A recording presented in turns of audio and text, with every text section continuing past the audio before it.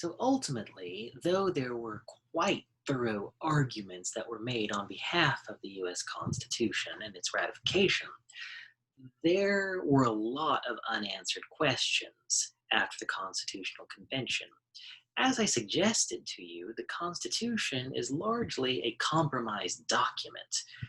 That meant compromises on a lot of things. Not only were these issues of state and national powers compromise, there were a number of things about both the rights of citizens as well as the nature of these various governing institutions.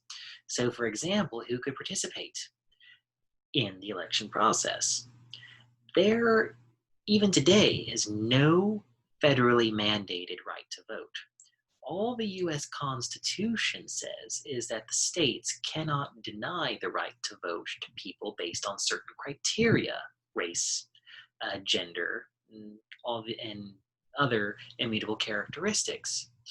However, there is no federally mandated right to vote, for example, or protection uh, for people based on previous incarceration status. That's why several states can constitutionally allow pass laws that deny the right to vote to convicted felons, even if they've since been released. In its original form, certainly no sorts of protections on uh, denying certain people to participate in the voting process was incorporated into the original document. That was completely left up to the state governments. Additionally, the nature of representation was a compromise.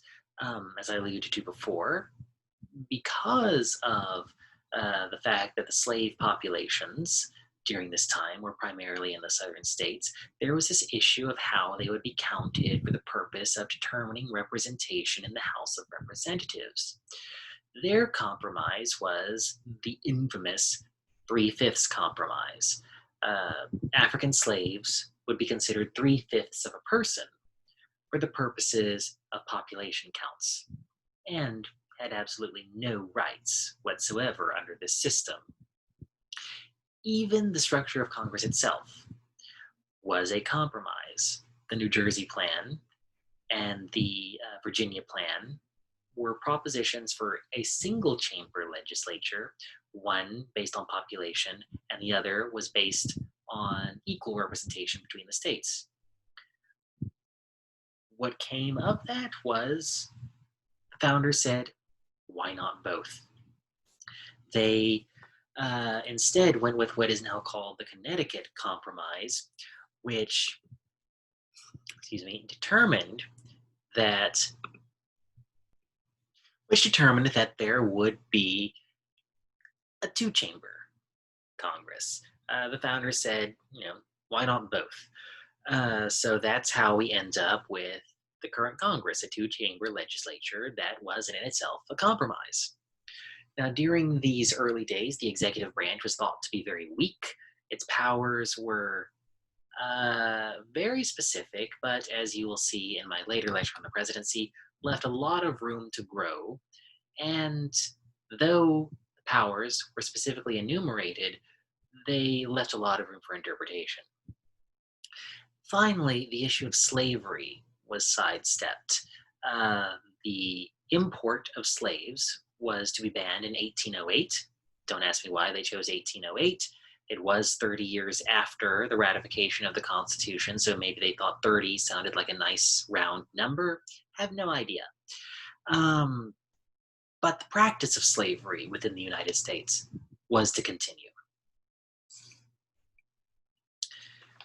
So to reiterate, the Constitution is a coordinating device, establishes who can participate, and details institutional responsibilities, as well as the rights and obligations of citizens. However, this, especially rights and obligations, is where there has been a lot of room for interpretation, as well as these institutional responsibilities. Now, I alluded to two terms earlier, constructionist view of the Constitution, and a living document view. By these terms, I mean this. A constructionist view or a textualist view means that we ought to interpret the Constitution based on the original intent of the founders, that we should implement law based on what the founders originally intended in 1787, and we shouldn't try to imagine any other scenario. A living document interpretation says that we should allow for some flexibility in interpretation based on current circumstances or social norms of the contemporary era. These, however, are normative arguments. When we look at what has actually happened with constitutional law, not only has the interpretation of the Constitution drastically changed over the years, the very text of the document itself has changed. Here's one famous example, the 18th Amendment, which began the Prohibition era by repealing the sale and possession of alcohol in the United States. This was eventually repealed in 1933 for various reasons. One, the ban on the sale and production and possession of alcohol created a black market and organized crime during the 1920s and early 30s that got rather out of control. The second was the Great Depression era hit in 1929. People needed to drink. And that was a big reason, a big part of Franklin Roosevelt's campaign in the 1932 presidential election was his promise to repeal the 18th Amendment. But not only does the actual changing and wording of the Constitution and the content of the Constitution change through amendments, the actual interpretation of the words have changed over time. The Commerce Clause is a very famous example. Now, I've taken a constitutional law course that was solely about the Commerce Clause.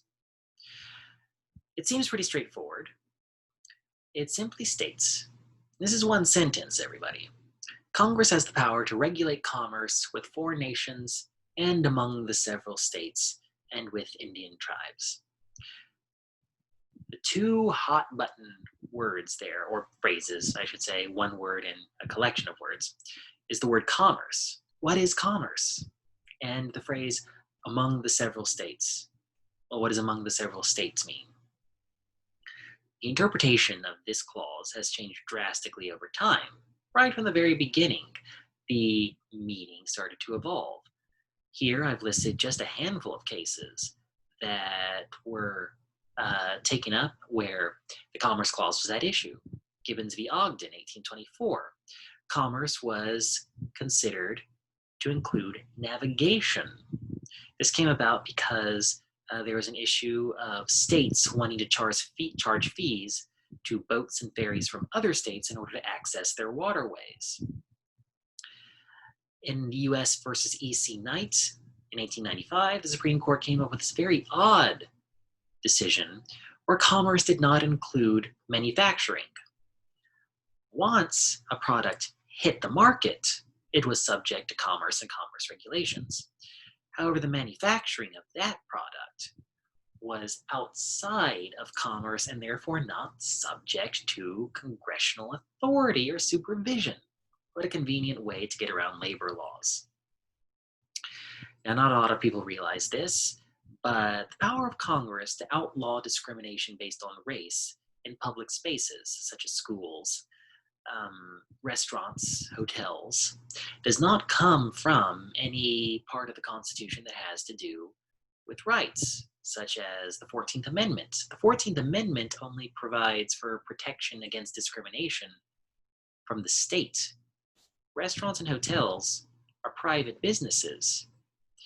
So in Heart of Atlanta versus the US, 1964, the Supreme Court declared that Congress had this authority under the Commerce Clause. Restaurants and hotels were accessible by roads. Roads were connected to highways. Highways connected the states. Consequently, hotels and restaurants were a part of interstate commerce and therefore subject to the authority of the U.S. Congress. So over the years, the Supreme Court has taken a rather expansive view of the authority that the Commerce Clause gives Congress. That trend has reversed itself a little bit in recent years, starting in 1995 with US v. Lopez. In certain instances, the US Congress is allowed to make policies concerning the District of Columbia because the District of Columbia has no state government and Congress has the power to make some regulations and has some rulemaking authority. There was this long-standing ban on private handgun ownership in the District of Columbia, and Congress tried to argue that it had this authority under the Commerce Clause. And the Supreme Court rejected that argument, saying that you had to at least have some pretense of an economic argument in order to say that this was allowable under the Commerce Clause. And that is a trend that has continued in recent years, where the US Supreme Court is more and more skeptical of Congress claiming expansive authority under the Commerce Clause. So to conclude, what are the major takeaways of this lecture on the Constitution? First, as I keep on saying, the Constitution is a coordinating device.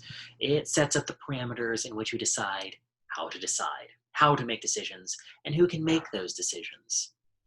Ultimately, however, this was a compromise document. It was created to respond to the failures of its precursor, the Articles of Confederation. And it was also intended to balance the concerns of the founders that wanted a strong central government and the founders who wanted strong state governments.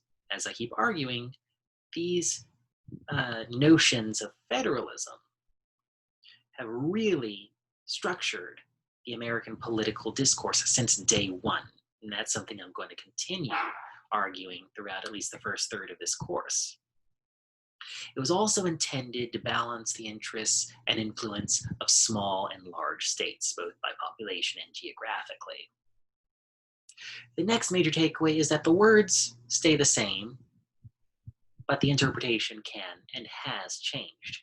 Whether you agree with it or not, that's a normative argument. Empirically, we see that the meaning and interpretation of the Constitution has changed over time. The content of the Constitution, through amendments, has changed as well.